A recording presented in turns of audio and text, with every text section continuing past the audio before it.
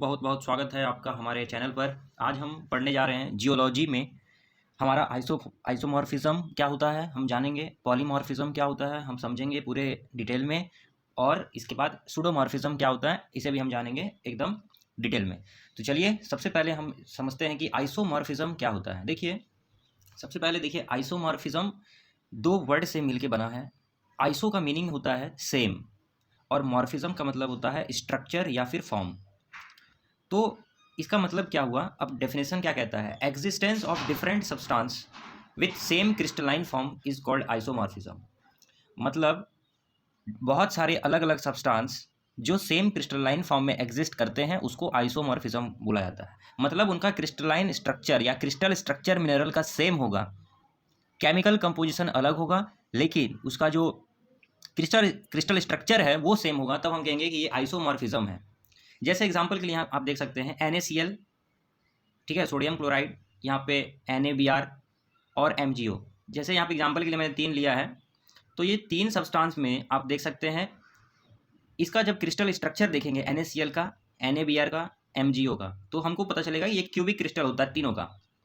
तो आप देख सकते हैं कि अलग अलग सब्सटेंस केमिकल कंपोजिशन अलग है लेकिन क्रिस्टल स्ट्रक्चर सेम है, ये तीनों का क्यूबिक क्रिस्टल होता है। आइसोमॉर्फिज्म के अंदर एक और ख़ास बात यह है कि इसका एटॉमिक जो हमारा रेशियो होता है यह सेम रहेगा। जैसे NaCl, तो Na भी 1 है और Cl भी 1 है। यहाँ भी आप देख सकते हैं, यहाँ पे भी 1 एटम Na सोडियम का है और यहाँ पे ब्रोमीन का 1 एटम है, तो 1:1। MgO में भी देखेंगे तो 1:1 देख रहे हैं। तो एटॉमिक रेडियस भी सेम होता है आइसोमॉर्फिज्म का केस में, इसको ध्यान रखना है। तो हम कह सकते हैं कि एग्जिस्टेंस ऑफ डिफरेंट सब्सटेंसेस, मतलब अलग अलग सब्सटेंसेस जो सेम क्रिस्टलिक फॉर्म में एग्जिस्ट करता है उसको आइसोमॉर्फिज्म कहते हैं। बहुत ही सिंपल था, आप समझ चुके हैं। अब आगे देखते हैं।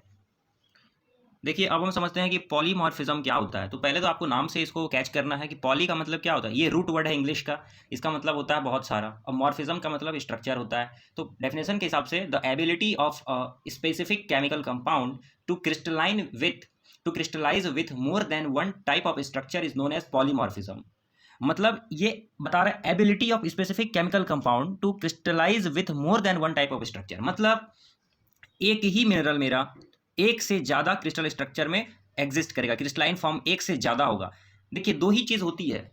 अब अगर आपको ये समझना है तो इसमें आपको दो चीज़ समझना पड़ेगा। या तो होगा क्या कि केमिकल कंपोजिशन सेम होगा, क्रिस्टल स्ट्रक्चर अलग होगा, या फिर क्रिस्टल स्ट्रक्चर सेम होगा, केमिकल कंपोजिशन अलग होगा। बस यही दो होता है।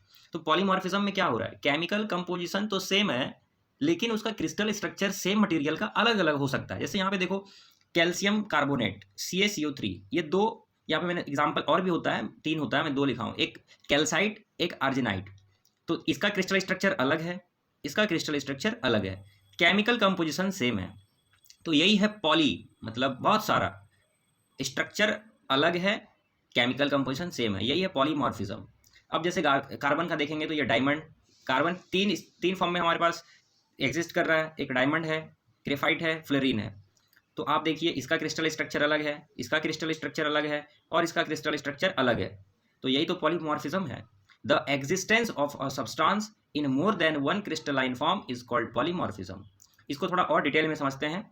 अब थोड़ा सा समझते हैं कि पॉलीमॉर्फिज्म कोई भी इसका अकरेंस होता क्यों है। देखिए तो मैंने यहाँ पे लिखा है कि this generally occurs as a response to changes in temperature and pressure और बोथ।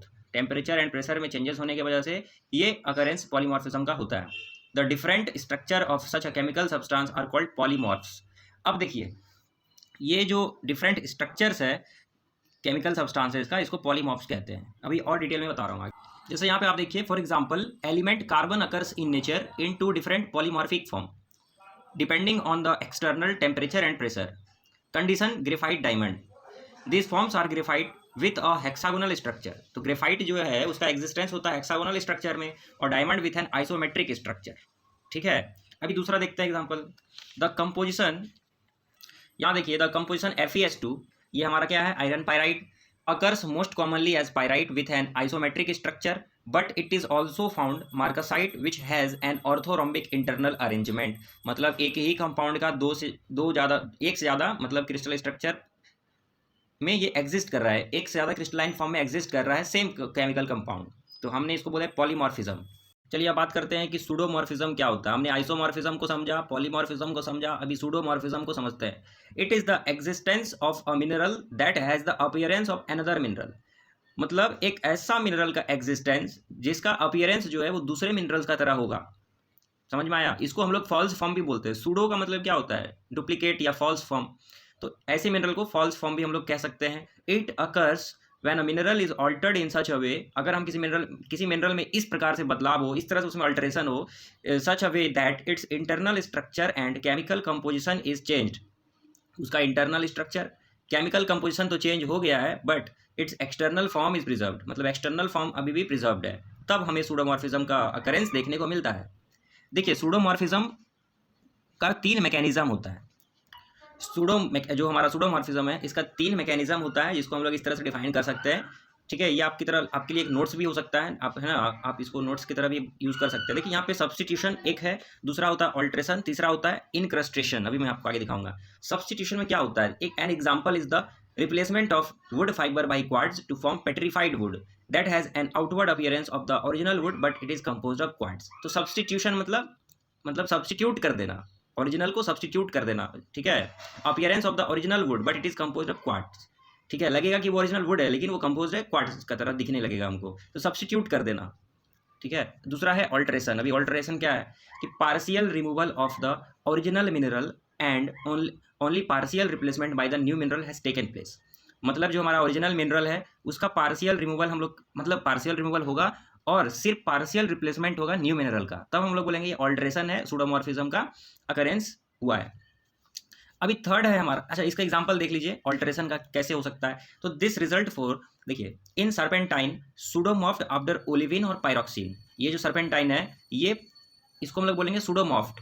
ठीक है, ये क्या है? सूडोमॉर्फ्ड है, सूडोमॉर्फिज्म के तहत ये बना है, तो सूडोमॉर्फ्ड आफ्टर ओलिविन और पायरोक्सिन। दूसरा देख सकते हैं, जैसे अनहाइड्रेट CaSO4 है हमारा, अनहाइड्रेट CaSO4 जो है ये सूडोमॉर्फ्ड हुआ है आफ्टर जिप्सम। इसका फार्मूला यहाँ पे CaSO4.2H2O। तो ये आप देख सकते हैं सूडोमॉर्फ्ड, ये CaSO4 सूडोमॉर्फ्ड आफ्टर जिप्सम। एक और एग्जांपल आप देख सकते हैं, जैसे एंजलेसाइट है PbSO4, लेड का ये और है, सूडोमॉर्फ्ड आफ्टर गैलेना PbS। ठीक है, उसी तरह लिमोनाइट जो है आफ्टर पाइराइट। तो इस तरह से ये हमारा सूडोमॉर्फ्ड है और ये बनता है ऑल्ट्रेशन के मैकेनिज्म से। ये आप देख सकते हैं एग्जांपल है। अभी तीसरा है हमारा इनक्रस्टेशन। इनक्रस्टेशन क्या होता है? A thin crust of a new mineral forms on the surface of a pre existing mineral then the pre existing mineral is removed. मतलब एक थिन क्रस्ट, एक थिन लेयर एक न्यू मिनरल का फॉर्म हो जाएगा on the surface of a pre existing mineral. वैसा mineral जो पहले से एग्जिस्ट कर रहा है उसके ऊपर एक पतला, एक थिन क्रस्ट या एक थिन लेयर आ जाएगा, लेयर फॉर्म हो जाएगा, लेयर फॉर्मेशन हो जाएगा, और इस तरह से जो प्री एग्जिस्टिंग मिनरल है वो धीरे धीरे रिमूव्ड हो जाएगा। तो ये हमारा सूडोमॉर्फिज्म का 3 मैकेनिज्म हमने देखा। पहला हमने बताया आइसोमॉर्फिज्म क्या होता है। फिर से बता देता हूँ कि हमारा जो आइसोमॉर्फिज्म होता है, एक अच्छा सा डेफिनेशन आप देख लीजिए। आइसोमॉर्फिज्म का एक और अच्छा डेफिनेशन में लिखा हूं, इसको भी आप एग्जाम में लिख सकते हैं। आइसोमॉर्फिज्म को हम लोग ऐसे भी डिफाइन कर सकते हैं, it is the phenomena of the occurrence of a group of minerals that have the same crystal structure. मतलब एक ऐसा फेनोमेना जिसमें ग्रुप ऑफ मिनरल्स अकर करेगा जिसका क्रिस्टल स्ट्रक्चर सेम रहेगा, केमिकल कंपोजिशन अलग but crystal structure will be same. So in this manner we can define isomorphism, polymorphism and pseudomorphism. I hope you have understood these topics clearly. Okay, if any doubt remains, let me know in the comment section. Okay, bye. Till then, take care. See you soon in the next video. Thank you guys.